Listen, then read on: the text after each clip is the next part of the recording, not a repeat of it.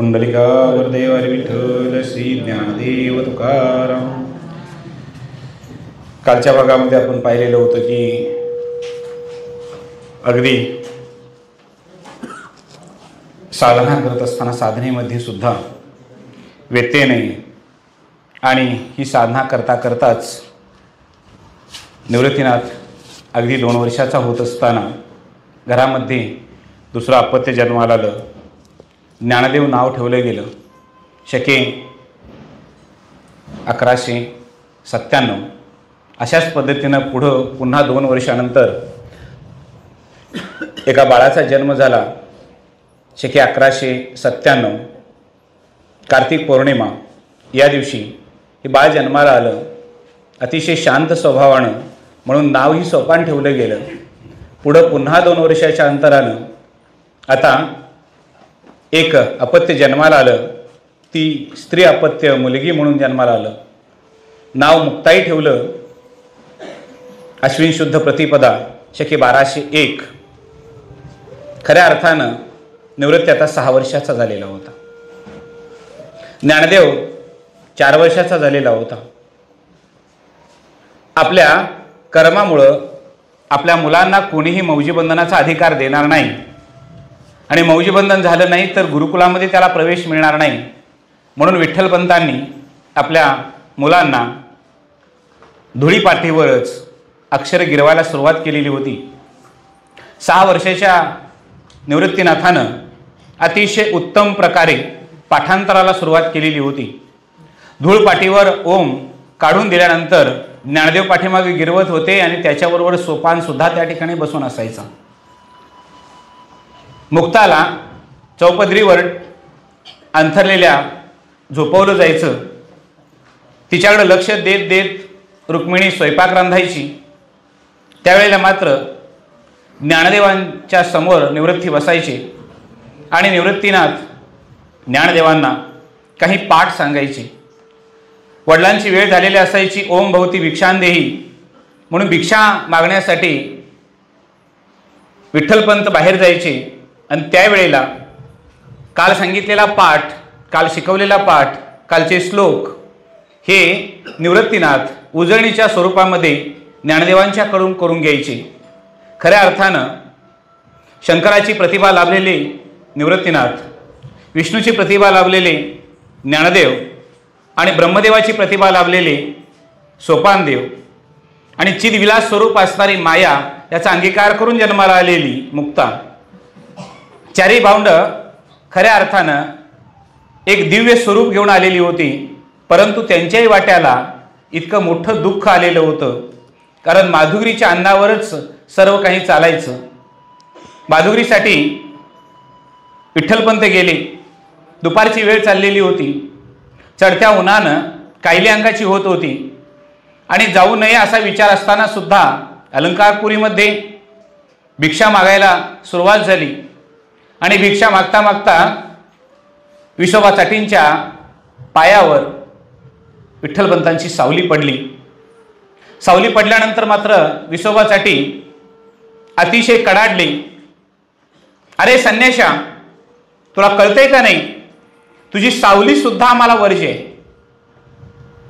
तेव्हा तू माधुरी मागायला इथं आलास, भिक्षा मागतोस. काही वाभाडे काढले गेले. विठ्ठलपंतांनी शांतपणे न उत्तर देता मान खाली घातली. मुलांची काळजी वाटत होती. कारण भिक्षा नेऊन दिल्याशिवाय स्वयंपाक रांधणं होणार नव्हतं. म्हणून केलेला अपमान जरी असला तरी मुकाट्याने सहन करावा या प्रवृत्तीनं विठ्ठलपंतांनी तो अपमान घशाखाली घातला आणि तसेच ते झोपडीकडे गेले. मुले अतिसूज्ञ होती. लहान वयानं जरी असली तरी समज मोठी होती. आईनं जेवढं केलेलं आहे तेवढ्यावर सर्वजणांचं पोट भरेल अशी शाश्वती नव्हती. परंतु सर्वांची पात्र एकत्र करून घेतल्यानंतर आपल्या पात्रामध्ये जेवढं आलंय तेवढंच आपण ग्रहण करायचं. जरी आपण उपाशी राहिलो, 4 घास कमी पडले तरी कुठल्याही प्रकारची तक्रार करायची नाही. आईनं जे केले त्याच्यामध्ये समाधान मानायचं. आईलाही ते कळायचं, वडिलांनाही कळायचं. मात्र संस्कारच अशा पद्धतीनं पुढे चाललेले होते की एकमेकाला भावनिक आधार, मानसिक आधार देत देत शरीराचं पोषण करण्याचं चाललेलं होतं. आजच्या मुलांना आईनं केलेली भाजी आवडत नाही, मॅगी खाल्ल्याशिवाय चैन पडत नाही. या मुलांना आईवडिलांचे कष्टच दिसत नाहीत. याचं कारण असं की आईवडील जे कष्ट करतात ते कष्ट मुलासाठी करत असतात, मुलग्यासाठी करत असतात, मुलगीसाठी करत असतात. परंतु आईवडिलांचा एक शब्द मात्र नेहमी त्या मुलांच्या समोर असतो, आम्हाला मिळालं नाही म्हणून आमच्या मुलांना मिळालं पाहिजे. आणि एवढाच धागा मुलं पकडतात आणि मग ते म्हणतात की माझ्या आईबाबांना मिळालं नाही म्हणून आम्हाला पाहिजे ते मिळतं. कर्ज काढून सुद्धा मुलांना शिक्षण देणारी आईवडील आज सुद्धा आहेत, पण आपल्या आईवडिलांनी कर्ज काढले हे मात्र मुलांना समजत नाही. हे आपलं दुर्दैव आहे. सकाळची एखादी चतकोर भाकरी राहिली तर ती आई आपली खात असते, वडील खात असतात, पण मुलांना माहिती नसतं की त्याच्यात आपलाही थोडासा हिस्सा आहे. तेव्हा आपण मागून घ्यावी आणि त्यांच्यासोबत आपणही खावं. आई वडील जे असतात ते देतही नसतात मुलांना, पण ती मुलगी असो किंवा मुलगा असो, आईची भाव आणि वडिलांचे भाव हे कळत नसतात. त्याच्यामुळं ती मुलं असं काही जणू उपकार आपल्यावर केल्यासारख्या पद्धतीनं वागत असतात. ही संस्कारी मुलं आज खऱ्या अर्थानं अनेक पोथ्या आणून ठेवलेल्या होत्या. कारण विठ्ठलपंत ज्या ठिकाणी जायचे, ओम भवती भिक्षां देई म्हटल्यानंतर त्या घरातील भिक्षा मागत असताना लक्षात यायचं की या घरामध्ये थोडीशी सुजलामता आहे, सुफलामता आहे, विद्वत्ता या घरामध्ये आहे. हे कळल्यानंतर त्या ठिकाणी पुन्हा हात जोडायचे आणि म्हणायचे की आपल्याकडे एखादा जुना ग्रंथ असेल तर तो माझ्या पदरात टाका.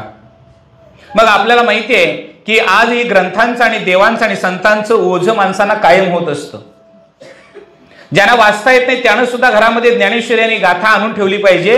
कारण आपल्या पिढीमध्ये कोणीतरी वाचनात तयार व्हावा ही विचारधारा आपण मनामध्ये ठेवली पाहिजे. विठ्ठलपंत मागत होते आणि त्यांनी जवळजवळ आपल्या झोपडीचा एक कोपरा भरलेला होता. ते मागून आणलेले ग्रंथ, जीर्ण झालेले ग्रंथ अनेक जण दान करत होते. ते दान दिलेले ग्रंथ घेऊन यायचे, ठेवायचे. आज माधुगरी मागून आल्यानंतर त्यांच्या लक्षात आलं की आपल्याला एवढ्या अपमानाची वागणूक इथे मिळते आहे, तेव्हा आपल्या मुलांना याच्यापेक्षा पुढं झळ पोचणार आहे, तेव्हा आपल्या मुलांना आपणच ज्ञानी केलं पाहिजे. आज ऋग्वेद शिकवायला घ्यावा याच्यासाठी त्यांनी विचारणा केली. निवृत्तीनं होकार दिला. निवृत्ती हा एक पाठी होता. एकदा वडिलांच्याकडून ऐकल्यानंतर पुन्हा त्याला ऐकण्याचीच गरज नव्हती. कारण तो ऐकतानाच जीवाचे कान करायचा आणि ऐकायचा आणि तो तन्मय त्याच्यामध्ये व्हायचा आणि त्याचंच चिंतन तो दिवसभर करायचा. 3 संध्या उरकल्यानंतर पुन्हा यावं आणि ऋग्वेदाचे पाठ चालू करावेत. आता ज्ञानदेव सुद्धा जवळजवळ 4-4.5 वर्षाचे झाले होते. अरे ज्ञाना, तुलाही कळतं ना? विठ्ठलपंत बोलू लागले. हो बाबा, मला कळतं, पण नाहीच कळालं तर तुमच्या माघारी माझे दादा मला समजून सांगत असतात, तेव्हा तुम्ही आहे त्या वेगानं शिकवायला चालू करा. प्रत्येक सुक्त घ्यावं, सुक्ताची एक एक ऋचा म्हणावी. उच्चार करत असताना उदात्त अनुदात्त स्वरित या स्वरानं उच्चाराचं स्वरबंधन करावं आणि त्या स्वरामध्ये निवृत्तीला पुन्हा म्हणायला लावावं. लहानशा ज्ञानदेवानं सुद्धा ते म्हणावं. सोपान ह्या दोघांच्या तोंडाकडे बघत तिथंच बसलेला असायचा आणि मुक्ता ही चौपदरीवर खेळत राहिलेली असायची. आज गुरु म्हणून विठ्ठलपंत स्वतः पुढ्यात होते आणि शिष्य म्हणून निवृत्तीनाथ समोर बसले होते. ऋग्वेद असाच संपत गेला, काही काळ असाच गेला, घटका अशाच गेल्या. ऋग्वेद झाला, यजुर्वेद झाला, अथर्ववेद झाला, सामवेद झाला. आता काय शिकवावं याच्यासाठी सुरुवात झाली आणि मग सांगितलं की आता काही नाही की आपण संस्कृत व्याकरण शिकलं तर आपल्याला अनेक ग्रंथ सहजासहजी उलगडा होईल. आणि मग पाणिनीच्या अष्टाध्यायी सारख्या ग्रंथामध्ये काही सखोलता आहे. ही सखोलता सूत्रबद्ध आहे. सूत्रम सूत्र विदो विदुः या पद्धतीने विठ्ठलपंतांनी आपल्या मुलांना सूत्र शिकवायला चालू केली. व्याकरणाची सूत्र, ज्याचं व्याकरण पक्क, तो अन्वय आणि अर्थ कसेही लावू शकतो आणि तो परिपक्व लावू शकतो, ही धारणा विठ्ठलपंतांची होती. कारण ज्याला व्याकरण कळतं त्याला ज्ञान कळतं आणि विज्ञान सुद्धा कळतं. आपली मुलं फक्त ज्ञानी करायची नाहीत तर विज्ञानामध्ये सुद्धा प्रावीण करायची आहेत. कारण मौजी बंधन या आमच्या मुलांच्या नशिबी कधीच असणार नाही हे विठ्ठलपंतांना माहिती होतं. म्हणून विठ्ठलपंतांनी वेद झाल्यानंतर पुन्हा वेदांग शिकवायला चालू केली, उपनिषद शिकवायला चालू केली आणि उपनिषद शिकवत असतानाच मध्येच ज्ञानदेवाने प्रश्न केला, बाबा मग नचिकेताला त्यांच्या वडिलांनी असं का सांगावं की यमाच्या दारात तुला किंवा यमाला मी तुला दान देणार आहे? होय ज्ञाना, तुझा प्रश्न अगदी बरोबर आहे. कृश झालेल्या गायी या सर्व काही देत होता. तो नचिकेत राजाचा मुलगा होता, एकुलता एक होता. म्हणून त्यानं जिज्ञासानं पुढे प्रश्न विचारला, बाबा तुम्ही या कृश झालेल्या आणि आटलेल्या गायी लोकांना दान करत आहात. त्या धष्टपुष्ट असणाऱ्या व्यालेल्या आणि दूध देणाऱ्या दुभत्या गायी मात्र तशाच तुम्ही गोठ्यामध्ये ठेवलेल्या आहात. तेव्हा मग शेवटी मला कुणाला तुम्ही दान देणार आहात? आपल्या मुलाच्या बोलण्याकडे पहिल्यांदा दुर्लक्ष केलं, दुसऱ्यांदा दुर्लक्ष केलं, मात्र तिसऱ्यांदा न राहून नचिकेताच्या वडिलांना सांगितलं, अरे तुला मी यमाला दान देणार आहे. ठीक आहे बाबा. तो यमाच्या दारामध्ये 3 दिवस राहिला, 3 दिवस थांबला आणि यमानं दार उघडल्यानंतर मात्र यमालाच तो प्रश्न करायला लागला, बाबांनी मला तुला दान दिलेलं आहे, तेव्हा हे तू स्वीकारलं पाहिजेस. अरे ज्ञाना, यमाच्या दारात उभा राहणं म्हणजेच मृत्यूशी कवटाळणं. नचिकेत मृत्यूशी कवटाळायला पुढे उभा राहिलेला होता, परंतु यमाचं सुद्धा तिथं काही चालत नव्हतं. अनेक प्रश्न विचारत होते, मात्र यमाला त्या प्रश्नाला कुठल्याही उत्तर देता येत नव्हतं. यमानं सांगितलं, याच्या प्रश्नांची उत्तर ही माझ्याकडे असू शकत नाहीत, परंतु काही जुजबी प्रश्न असतील तर ते विचार, ते मी तुला सांगतो. असे 3 प्रश्न विचारण्याची परवानगी घेतली आणि 3 वर मागितले. त्याच्यामध्ये वडिलांची जी दुराळ इच्छा होती ती दूर इच्छा सुद्धा निघून जावं, म्हणजे यमाला जे दान दिलेलं आहे आपलं ते सुद्धा त्यांचं विस्मरण व्हावं, हा शेवटचा वर त्यानं मागितला. वडिलांच्या इच्छेप्रमाणे यमापर्यंत जाणं आणि यमाजवळ जाऊन ब्रह्मविद्या प्राप्त करून घेणारा पंच ज्ञानेंद्रिय, पंच कर्मेंद्रिय, पंच महाभूतांच्या पासून झालेली ईश सृष्टी, या ईश सृष्टीमध्ये असणारे तत्वज्ञान, हे ज्ञानदेवा अत्यंत अद्भुत आहे. तेच तर आपल्याला जाणून घ्यायचंय. होय बाबा, मग ते कुठे मिळणार? ज्ञाना, ते आता इथून चालू करायचं. मग मात्र झोपडीच्या बाहेर जाऊन शिक्षण चालू झालं. बाहेर असणाऱ्या छोट्याशा दगडावर ते विठ्ठलपंत बसलेले असायची, 3 मुलं मांडी घालून बसलेली असायची. आणि अनेक वेळेला रात्रीचा संवाद चालू व्हायचा. ज्ञानदेवांचे प्रश्न असायचे, बाबा हा चंद्र येतो कुठून आणि दिवसा जातो कुठं? सूर्य रात्री कुठं जातो, दिवसा कुठून येतो? हे तारे चमकतात ते कसे आहेत? या सगळ्याचा अर्थ, भावार्थ भास्कराचार्यांच्या गणिताध्याय, गोलाध्याय आणि सिद्धांत शिरोमणी नावाच्या ग्रंथाचा आधार घेऊन विठ्ठलपंत आपल्या मुलांना सांगत होते. आजचा पाठ झाला, दुसरा दिवस उजाडला. पुन्हा ब्राह्ममुहूर्तावर उठून पुन्हा सर्वजण इंद्रायणीमध्ये उभा राहिले अर्घ्य देण्यासाठी. आज विठ्ठलपंतांच्या पेक्षा आवाज निवृत्तीचा वाढलेला होता. उषःसुक्ताचं आवर्तन झालं आणि उषःसुक्ताच्या आवर्तनानंतर सूर्यसुक्त म्हणायला सुरुवात केली, पण ज्ञानदेवांचे शब्द बाहेर फुटत नव्हते. येताना मात्र सोपानाला कडेवर घेतलेल्या विठ्ठलपंतांचा हात धरलेला ज्ञाना सांगत होता, बाबा या सुक्तामध्ये ऋषींनी सूर्याचं वर्णन केलं, त्याला विनंती केली. का केली असेल बाबा? दादा ज्या वेळेला सूर्यसुक्त म्हणत होता त्यावेळेला त्याचा अर्थ मला थोडा थोडा उमजत होता, म्हणून बाबा मी विचारतो, चुकलं का माझं? ज्ञानदेव बोलत होते. विठ्ठलपंत म्हणत होते, नाही बाळा, हीच तर जिज्ञासू वृत्ती आहे, ही वाढली पाहिजे. अनेक प्रश्न पडले पाहिजेत आणि त्या प्रश्नांची योग्य उकल झाली पाहिजे. सांगतो तुला. टेकडी चढता चढता सांगितलं की बाळा, ह्या निसर्गातल्या देवता आहेत, या निसर्गातल्या देवतांनाच देवत्व यावं याच्यासाठी आमच्या ऋषी मुनींनी वेदांची रचना केली, सुक्तांची रचना केली, त्यांची प्रार्थना केली. पुढे पावसाळा आला, पावसाळ्याचं पर्जन्य सुक्त चालू झालं. प्रत्येक ऋतू येईल त्या पद्धतीने ऋतुमानानुसार असणारी वेदातील सुक्त हे विठ्ठलपंतांनी निवृत्तीनाथ म्हणत होते आणि ज्ञानदेव ऐकत होते. आज ज्ञानदेवांचं सुद्धा शिक्षण चालू झालं. इकडे मुक्ता गुडघ्यावर रांगत होती. आता मुक्ताला सांभाळणे गरजेचं होतं, म्हणून मुक्ताला सांभाळण्याची जबाबदारी आता ज्ञानदेवांच्या जवळ होती. निवृत्ती हा डोळे मिटून वडिलांच्या समोर बसल्यानंतर पुन्हा तो डोळे उघडायचाच नाही. कधी पाठ झाला हे त्याला कळायचंच नाही. तो एकपाठी असल्यामुळं शांत डोळे मिटून ऐकायचा आणि पुन्हा आहे तसं तो ज्ञानदेवांना शिकवायचा. ही गुरु परंपरा चालू झाली. आम्हाला आज वाटतं की 16व्या वर्षी ज्ञानेश्वरी लिहिली म्हणजे काय अद्भुत झालं. नाही, विठ्ठलपंतांनी रोवलेलं बीज होतं ते. ज्ञानेश्वरीची पायीमुळं ही विठ्ठलपंतांनी निवृत्तीनाथांच्या जवळ रोवली होती आणि तीच ज्ञानदेवांच्या जवळ आली. आम्ही एखाद्या चरित्राला अद्भुताचा आकार देतो आणि मग आम्ही म्हणतो देवाला काय अशक्य आहे. पण तुमच्या आमच्यासारखाच त्यांचा जन्म झाला हे आम्ही विसरून चालणार नाही. अद्भुतता ही कष्टातून असते, दिव्यातून असते. टाकीचे घाव घातल्याशिवाय देवपण येत नसतं. हेच देवपण आणण्यासाठी विठ्ठलपंत त्यांच्या समोर बसायचे. आज पर्जन्य सूक्त पूर्ण झालं. पर्जन्य सूक्ताचा अर्थ ज्ञानदेवांना समजला.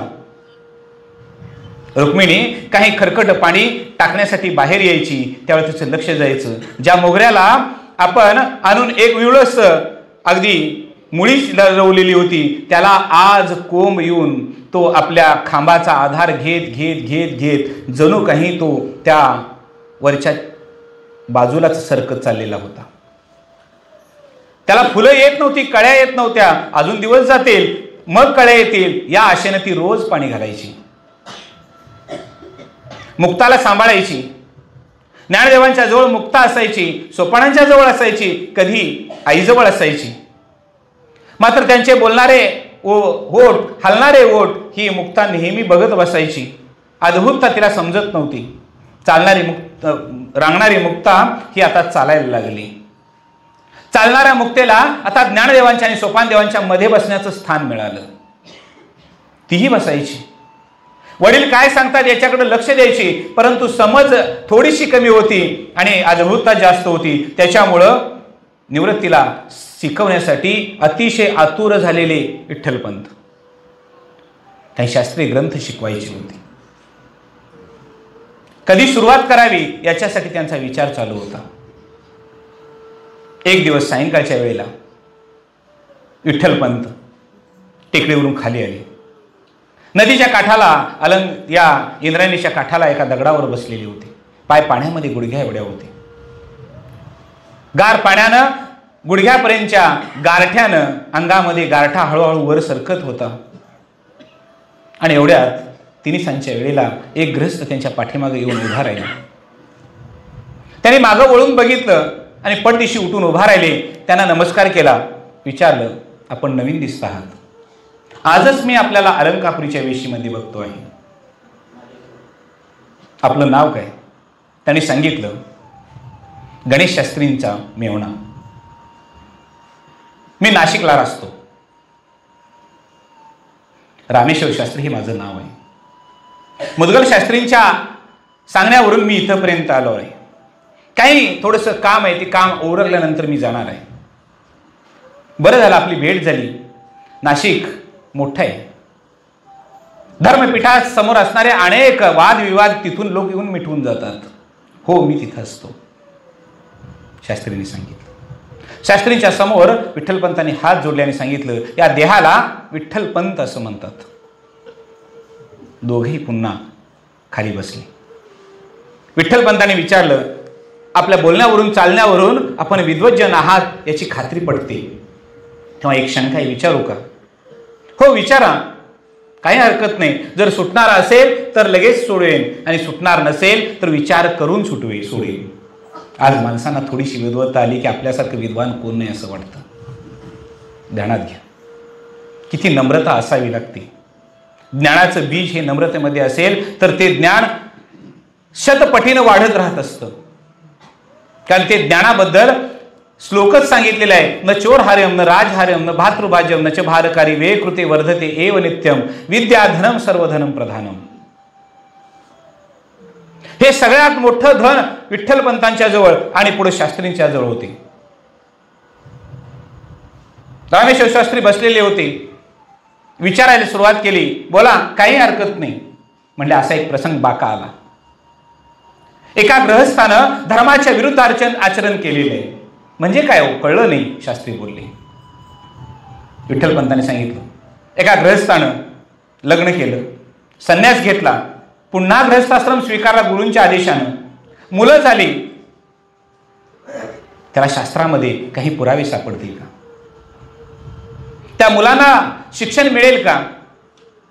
त्या मुलांचं मौजीबंधन झाल्यानंतर ब्रह्मकर्म करता येईल का? त्यांनी सांगितलं असं काही माझ्या वाचनात आलं नाही, परंतु वडिलांनी जर असं कर्म केलं असेल तर मुलांच्यासाठी काहीतरी उपाय असावा आणि तो शोधता येईल. या वाक्यानं विठ्ठलपंतांना थोडासा आधार वाटला. मग मात्र म्हणाले, फारच चिंतेत दिसता, कुणाबद्दल बोलता? ते मी माझ्याबद्दलच बोलतो. मीच तो आहे की संन्यास घेऊन पुन्हा ग्रस्त आश्रमामध्ये आलो. ठीक आहे, काही हरकत नाही.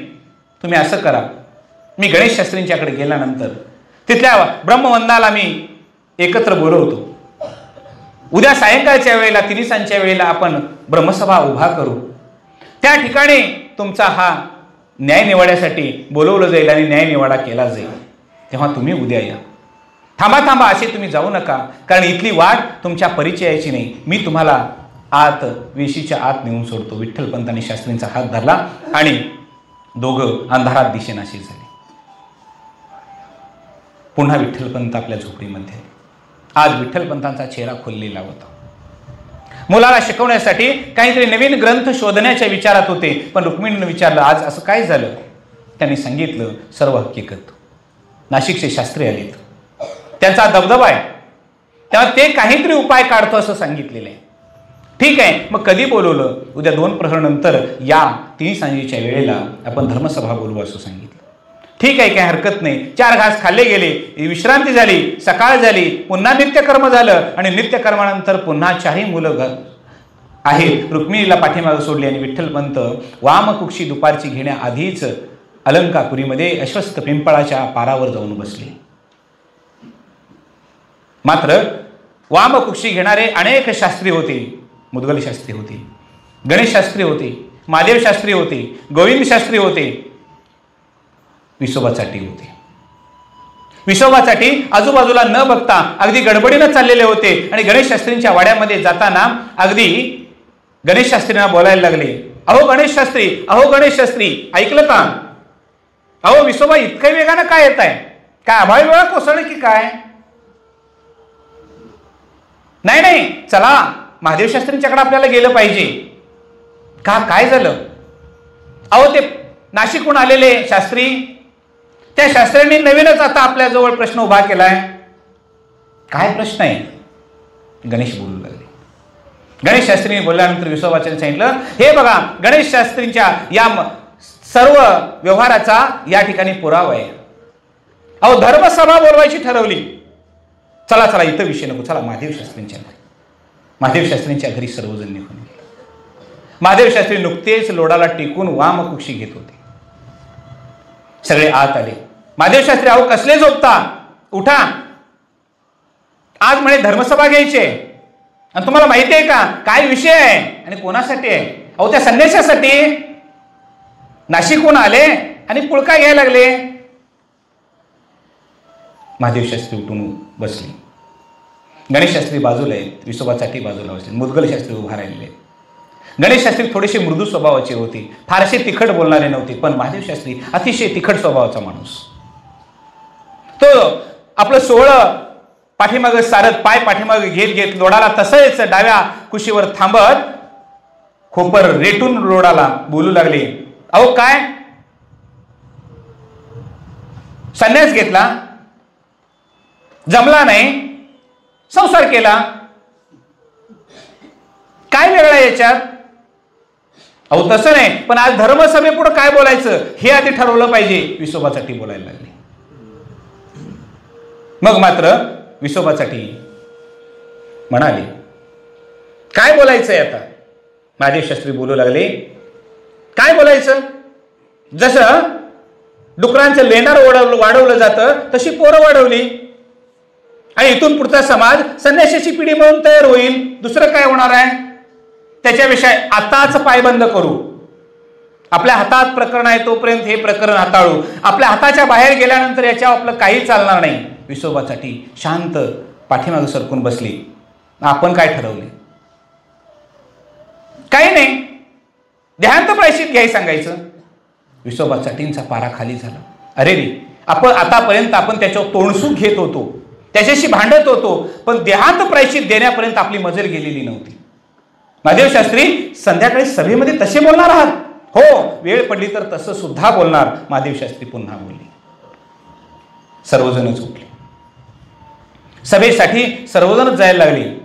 नाशिकहून आलेले शास्त्री इतमामामध्ये पुढे जायला लागले. सिद्धेश्वराच्या मंडपामध्ये सभा उभा राहिली. त्या सभेमध्ये निवाडा चालू झाला. प्रत्येक जण सांगत होता, शास्त्रामध्ये कुठेही याचा पुरावा सापडत नाही. संन्याशानं लग्न केलं आणि मुलं झाली तर त्याला प्रायश्चित काय आहे याच्यावर काही सापडत नाही. गणेश शास्त्रींनी सांगितलं की त्यांनी माधुरी मागून खात आहेत, असंच जीवन त्यांनी कंठित राहावं असं मला वाटतं. शांत मृदू स्वभावानं गणेश शास्त्रींनी सांगितलं. महादेव शास्त्री उभा राहायला सांगितलं. काय हो गणेश शास्त्री, बुद्धी गहाण टाकली का तुम्ही? काय वाटत नाही का तुम्हाला?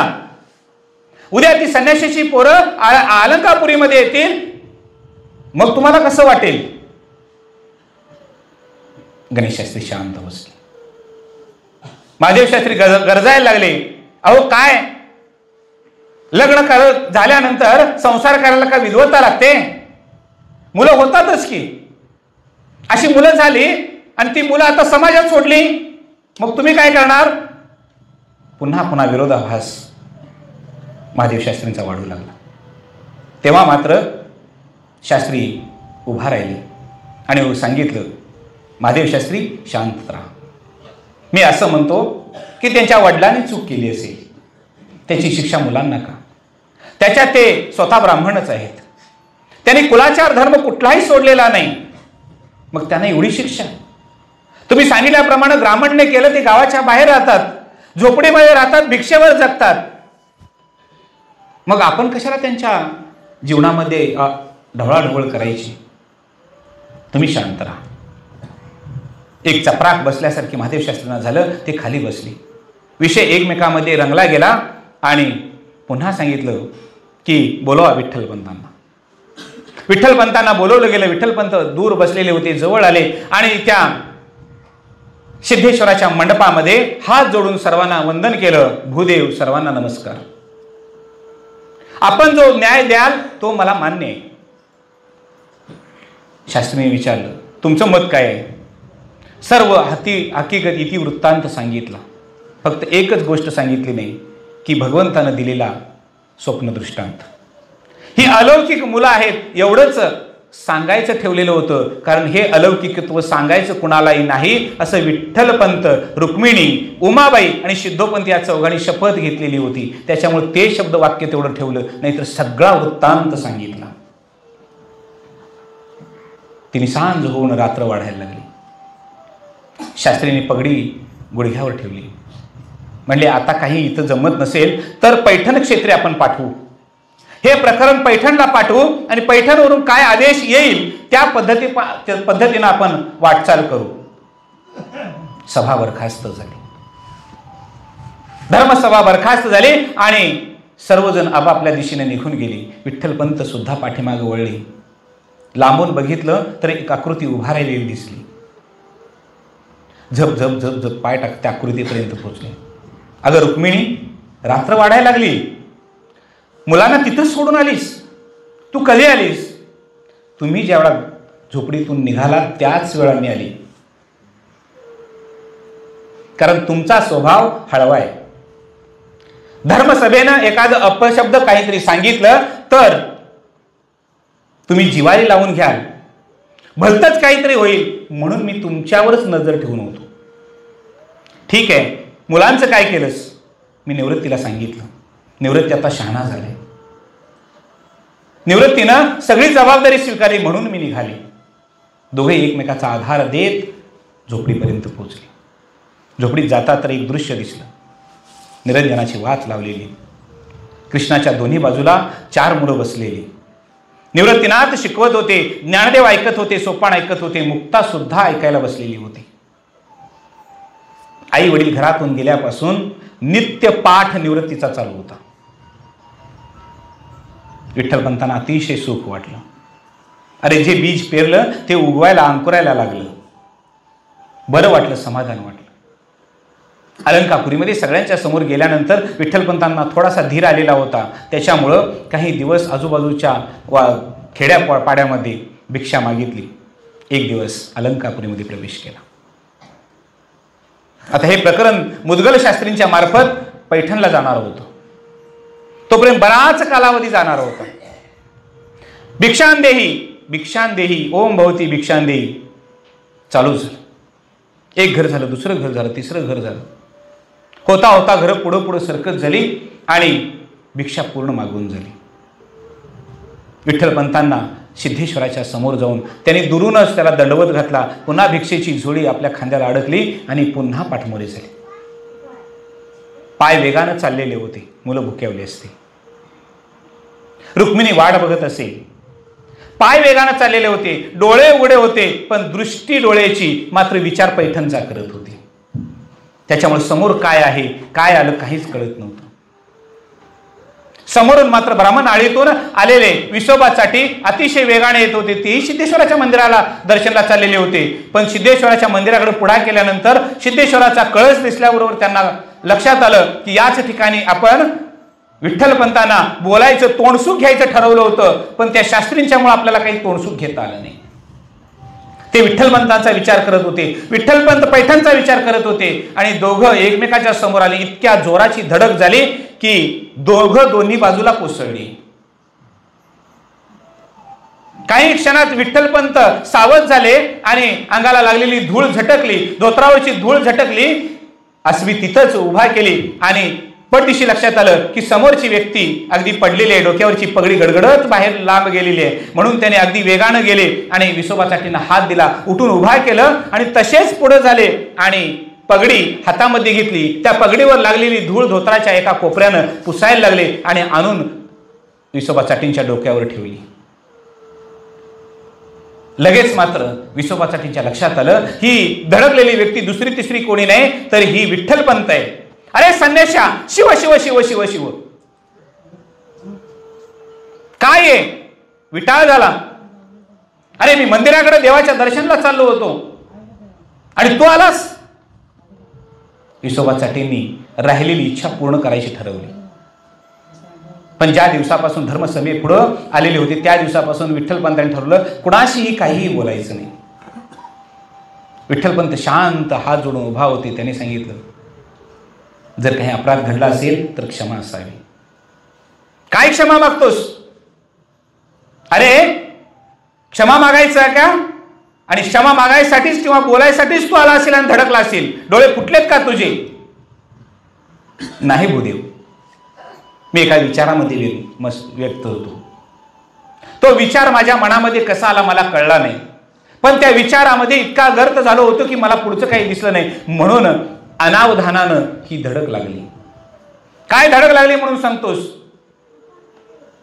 तोंडसुख घ्यायला चालू केलं पण पुढं क्षमेशिवाय दुसरं काही मागणंच नव्हतं. त्याच्यामुळे प्रत्युत्तर नव्हतं, भांडण झालं नाही. भूदेव, आपले वस्त्र जर मलिन झाले असतील तर ती धुवून आणून देतो. काय धुवून आणून देतोस? तुझी सावली सुद्धा आम्हाला वर्ज आहे. त्या काळामध्ये अतिक्षुद्रांना सुद्धा गावाच्या एका कोपऱ्यामध्ये स्थान दिलं जायचं, कारण ते कधीतरी उपयोगाला पडतील, वेळेला पडतील म्हणून. पण त्यांच्यापेक्षा अतिशय खालच्या दर्जाची वागणूक विसोबा देत होते. विठ्ठलपंतांना वाटलं अपराध झाला, आपण क्षमा मागावी. क्षमस्व पुन्हा केलं. चल चल चालता हो. विठ्ठलपंतांनी चालता हो म्हटल्याबरोबर पाय काढला आणि निघून गेले. थोडंसं अंग झटकलं आणि तसेच महादेव शास्त्रींच्या वाड्याकडे गेले. अहो महादेव शास्त्री नुकतेच पूजा अर्चा करून बसलेले होते. सुशीलाबाई आत होत्या. पूजा अर्चा आटोपल्यामुळं निवांत होती. अहो महादेव शास्त्री, कुठं आहात तुम्ही? कुठं आहात? या या असे या, ओसरीवर या.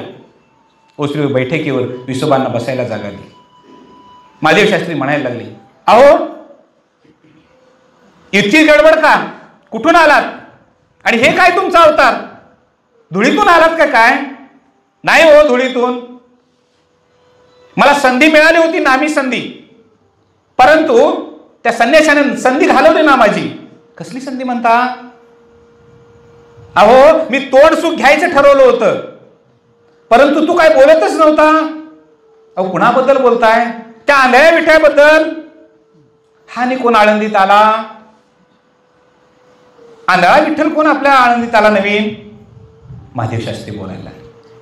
विसोबासाठी म्हणायला लागले, अहो आंधळा विठ्ठल नव्हे, तो विठ्ठलपंत संन्याशी हो. तो आला समोरून, धडक झाली आणि माझी पगडी आणून त्या डोक्यावर ठेवली. असं का? मग बोलला नाही का तुम्ही? बोलायचं होतं हो, पण प्रत्युत्तर न आल्यामुळे मी काही बोललो नाही. काय स्वतःला शहाणा समजतो आणि म्हणे आम्ही ऐकलंय, पोरांना शिकवायला चालू केले म्हणे त्यानं. ती पोरं काहीतरी म्हणतात, गुणगुणतात, नदीमध्ये आल्यानंतर काहीतरी श्लोक म्हणत असतात. आमची पोरं बिघडायची त्याच्यामुळं. विसोबासाठी बोलायला महादेव शास्त्रींनी आत हाक मारली. अहो ऐकलं का? सुशीलाबाई आत होत्या. हो ऐकलं. 2 ग्लास दूध द्या. 2 ग्लास दूध आणून दोघांच्या हातामध्ये दिलं. दुधाचा एक घोट घेत आणि आपलं सोळं आत ओढत महादेव शास्त्री बोलायला लागली, अहो आमची पोरं काय बिघडतात? त्याच्या पोरांना जगू दिलं तर ना, आपण कशाला आहोत? आता मात्र ही भाषा आत थोडीशी मात्र हृदयाला डोचलेली होती. सुशीलाबाई थोड्याशा बाहेर आल्या. झालं का दूध पिऊन? शांत स्वराने विचारलं. होतंय हो, जसं दूध तुम्ही तापलेले दिले तसं डोकंही आमचं तापले आता. महादेव शास्त्री बोलायला लागले. मात्र सुशीलाबाईंनी मात्र थांबवलं नाही. काय हो, काय विठ्ठलपंतांच्या मुलांनी केले? सोन्यासारखा वाडा सोडला आणि रुक्मिणी वाऱ्यावर राहते. मिळेल त्या भिक्षेमध्ये ती समाधानी आहेत. आणि आमच्या मुलांचं म्हणताय ना तुम्ही, काय तुमच्या मुलांनी केले हो? त्या मुलांना कधी धड खायला नाही पोटवर, लिहायला थोडं कपडे नाहीत, तरी सुद्धा ती किती मुलं हुशार आहेत. नक्षत्रासारखी मुलं आहेत, रत्नासारखी मुलं आहेत. हो हो बास करा, हे रत्नवित्न आमच्या पुढ्यात बोलायचं नाही. महादेव शास्त्री बोलायला लागले. अहो रत्न असलं तर ते घाणीतलं आहे, कोण घेतं का? पुन्हा पत्नी बोलायला लागल्या. अहो रत्न ते रत्नच असतं, ते मातीत मिसळलं तरीही रत्नच, गटारीत घेतलं तरीही रत्नच, आणि घाणीतलं घेतलं तरी ते रत्नच, फक्त धुतलं म्हणजे झालं.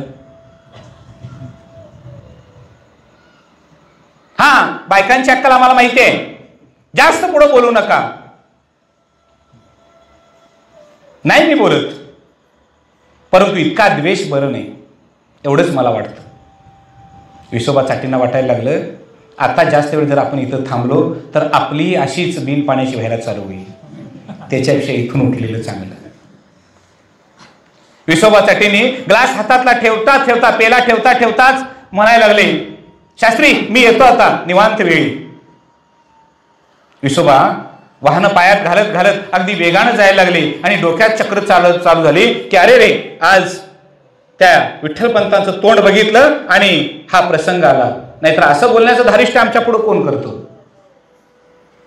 विसोबासाठी आत आपल्या वाड्यामध्ये प्रवेश करत होते. पाय उमऱ्यातून आत पडल्याबरोबर आत सरस्वतीबाईंचा आवाज वाढलेला होता. अरे पोरा, तुला किती सांगायचं, एखादी रुचा सुद्धा तुला पाठ होत नाही, पाठांतराला बसलं तर झोपतोस, 4 वेळा जेवतोस, नको ते सगळं करून घालते मी तुला, आणि अभ्यासाचं काडीचं काही काम करत नाही. विसोबाच्या त्यांच्या लक्षात आलं, आपल्याही पत्नीचा आवाज वाढलाय.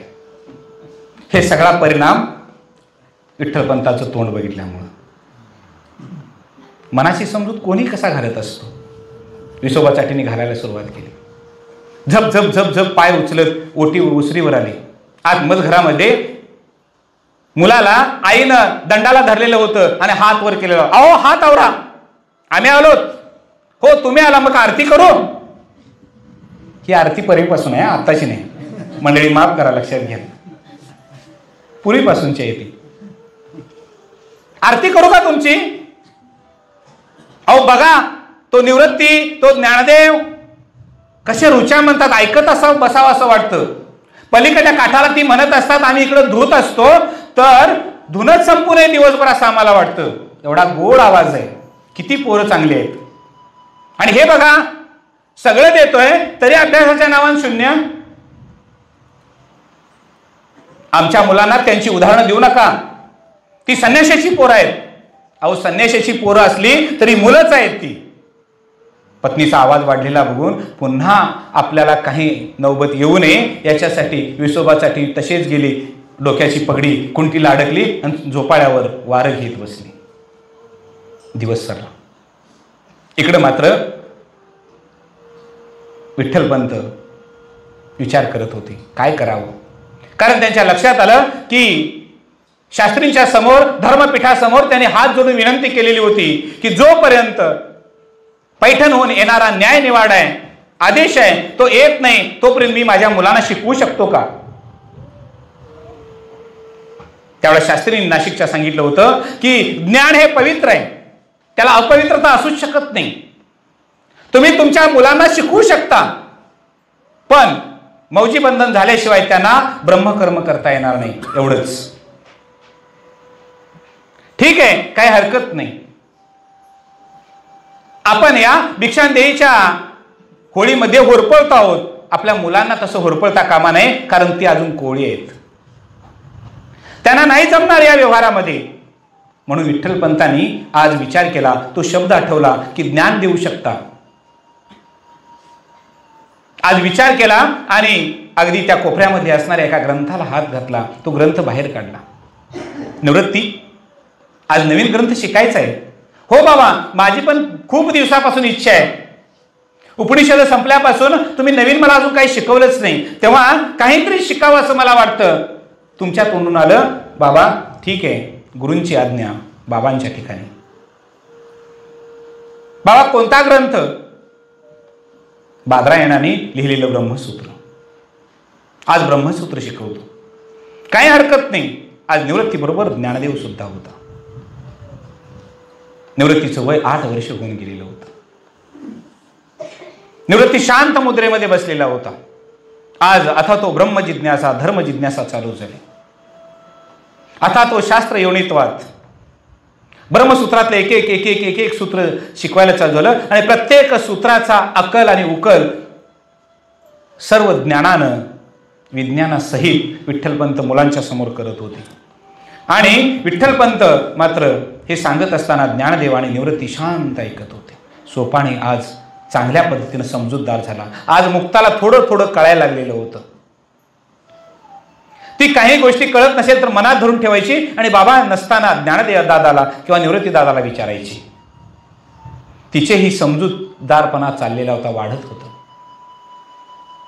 गुरु शिष्यांचा चाललेला पाठ आत आई ऐकत होती. हे सगळं चाललेलं दृश्य होतं. दिवसेंदिवस चाललेले होते. आज ब्रह्मसूत्र संपलं. पुन्हा काय घ्यायचं? बाबा योग महर्षीने अनेक गोष्टी सांगितल्या, त्या योगाचं सामर्थ्य काय? होय होय ज्ञाना, शिकायचंय आपल्याला, तेही शिकवणार आहे, पण थोडा अवधी आहे. कारण त्याच्यासाठी यम, नियम, आसन, ध्यान, धारणा, प्रत्याहार इथपर्यंत पोचावं लागेल. योग्य वेळ आल्यानंतर तेही शिकायचंय ज्ञाना, नको गडबड करू. रात्रीची वेळ वाढत होती. ग्रहण चालू झालं होतं. सूर्यग्रहण आणि चंद्रग्रहण याची सीमा काय असते हे खगोलशास्त्राला धरून विठ्ठलपंत सांगत होते. एवढ्यात आतून काहीतरी आवाज येत होता. अलंकापुरीतून आवाज येत होता. अनेक लोक हातामध्ये पंत्या घेऊन गुडघ्या एवढ्या, छाती एवढ्या पाण्यामध्ये इंद्रायणीच्या उभा राहिलेले होते. दे दान सुटे गिराण, दे दान सुटे गिराण, हा जयघोष चालू झालेला होता. बाबा तो आवाज कसला येतो? अरे ज्ञाना, आज ग्रहण आहे. या आजच्या ग्रहणा दिवशी जे गरीब लोक आहेत ते दान मागत असतात. बाबा दान का मागायचं? ते काय म्हणतात दान मागताना? बाळा, जसं आपण भिक्षा मागताना ओम भवती भिक्षांदेही हा शुभवर्तक शब्द बोलतो, त्या पद्धतीनं ते दे दान सुटे गिराण असं म्हणत असतात. बाबा म्हणजे दान दिल्यानंतर गिराण सुटतं? नाही बाळा, ग्रहण हे चंद्र, सूर्य आणि पृथ्वी यांचा खेळ असतो. ते एकमेकांमध्ये आल्यानंतर ग्रहण होत असतं. मग इथं पृथ्वीवरचे लोक असं का म्हणतात? बाळा, दान धर्म करण्यासाठी हा पर्वकाळ मानला जातो आणि या पर्वकाळी दान जास्तीत जास्त आणि लवकर करा, नाहीतर ग्रहण सुटेल आणि मग तुमचा पर्वकाळ हातातून निघून जाईल, म्हणून मागणं मागतात. ग्रहणाचा यथोचित संस्कार आणि ज्ञान ज्ञानदेवांना त्या दिवशी मिळालं, म्हणून ज्ञानेश्वरीमध्ये ग्रहण आले. लक्षात घ्या, यथोचित ज्ञान मिळालं, पुढं चालू झालं. आज काय शिकायचं? रोज नवीन. निवृत्ती शांत शांत ऐकत होता. मात्र रुक्मिणी या मुलांचं रांधणं स्वयंपाक झाल्यानंतर पुन्हा अगदी धुणं धुण्यासाठी इंद्रायणीच्या अलीकडल्या काठाला जाऊन जायची. गौरी पलीकडल्या काठावरून अलीकडे यायची, मैत्रिणी बरोबर गप्पा मारत धुणं धुवायची. तेवढीच उसंत असायची. नाहीतर तिन्हीसांच्या वेळेला यांचा पाठ चालू झाला की गौरी झोपडीमध्ये आपल्या मैत्रिणीबरोबर गप्पा मारण्यासाठी तिथं जायची. हे आता सरळ चालू झालेलं होतं. बरेच दिवस झाले पैठणकडे आपण निरोप पाठवला, परंतु अजून उत्तर काही आलं नव्हतं. बोलता बोलता सुशीलाबाईंनी रुक्मिणीला सांगितलं, अगं रुक्मिणी, किती दिवस लागतात याच्या अजून शास्त्रवतीने मी यांच्याकडून ऐकलं होतं की अनेक दिवस लागतील असं. कारण पैठणला धर्मपीठ आहे आणि धर्मपीठासमोर अनेक विद्वान असतात, ते काहीतरी काढतील मार्ग, परंतु तोपर्यंत त्या मार्गाला पुण्याईचा मार्ग जोड देण्यासाठी तू असं केलंस तर? रुक्मिणीने विचारलं, काय करावं असं तुमचं मत आहे? असं कर की मी यांच्या तोंडून एकदा ऐकलेलं आहे, आपलं पुण्य जर वाढायचं असेल तर परशुरामाने जटा आपटल्या आणि गोदावरीचं जिथं आगमन झालं तो ब्रह्मगिरी पर्वत, तो तपश्चर्याची भूमी आहे.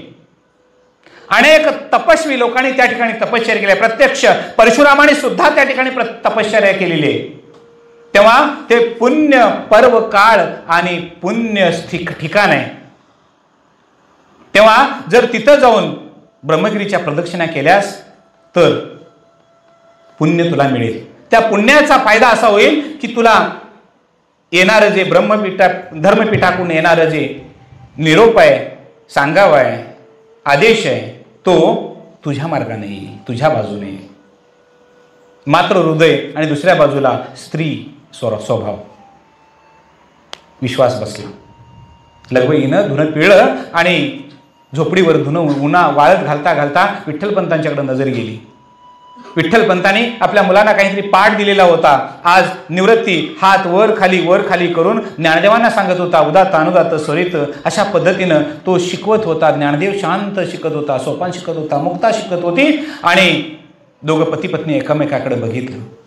काहीतरी रुक्मिणीला विचारायचंय हे विठ्ठलपंतांनी तिच्या डोळ्यावरून जाणलं. नजरेचा धाक हा फक्त मुलांच्यासाठी असू नये, ध्यानात घ्या. डोळ्यावरून ओळखलं आणि विठ्ठलपंत त्या दगडावरून खाली उतरली. जिथं रुक्मिणी धुणं पसरत होती तिथंपर्यंत पोहोचली. का ग रुक्मिणी, काय म्हणत तुझे? अहो मी असं ऐकलं की ब्रह्मगिरीच्या प्रदक्षिणा केल्यानंतर पुण्य वाढतं. तुमची इच्छा काय? नाही रुक्मिणी, तुझी इच्छा काय? मी असं म्हणते की मुलांना घेऊन आपण ब्रह्मगिरीची प्रदक्षिणा करावी. काय हरकत नाही, आपण इथे भिक्षा मागून खातो, तिथं भिक्षा मागून खायचं. तुझं मत कधी आहे जायचं? तुम्ही सांगाल त्यावेळा. मग उद्या जाऊन निघू का आपण? हो निघू. आज सायंकाळी गौरी आली. गौरीला सांगितलं, गौरी आम्ही सकाळी उद्या पहाटे ब्रह्मगिरीकडे जाणार आहोत. तेव्हा झोपडीची काळजी घे. होतच काय, ग्रंथांच्या शिवाय आणि भगवान श्रीकृष्णाशिवाय काहीच नव्हतं. आणि मंडळी, पूर्वीचा काळ मी हा 12व्या शतकातला सांगतोय, आजचा सुद्धा काळ तसाच आहे की ज्या घरामध्ये देव आणि ग्रंथ असतात त्या घरात चोरीच होत नाही. मी स्वतःचं उदाहरण सांगतोय. माझं गाव लांब नाही आहे, लक्षात घ्या. नदीच्या काठाला माझा आश्रम आहे. त्या आश्रमाला कधीही आम्ही कुलूप घालत नाही. पूर्वी घालत नव्हतो, आताही घालत नाही. 1957 पासून आजपर्यंत त्या आश्रमाला कुलूप नाही. आम्ही घरात कोणी नसलो तरी कुलूप नसतं. कोणाला चोरी करायची असेल तर करा, मी जाहीर सांगतोय. कारण माझ्याकडे जवळजवळ 6 कपाटं भरून पुस्तकं आहेत.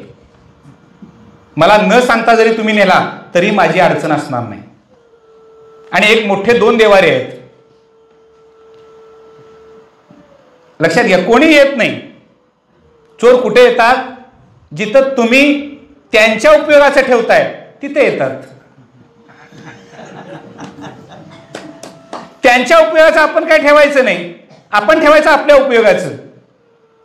म्हणजे चोर जवळ येत नाहीत. गौरी सकाळीच आली मैत्रिणीची भेट घेण्यासाठी, मुलांना सांभाळण्यासाठी, मुलांना बघण्यासाठी. कारण मुलांच्यावर एवढं गौरीचं प्रेम बसलेलं होतं, जसं आईचं प्रेम मुलावर असावं तसं. मुलांचा सर्व अवग्रहण केलं, पापा घेतला आणि रुक्मिणीला सांगा, रुक्मिणी काही काळजी करू नको, मी इथं येईन, मी वाट सगळी काही बघेन, पण मी तुझी वाट बघतो हे मात्र विसरू नका तुम्ही. मी आपणा सर्वांची वाट बघते हे विसरू नका, गौरीनं सांगितलं.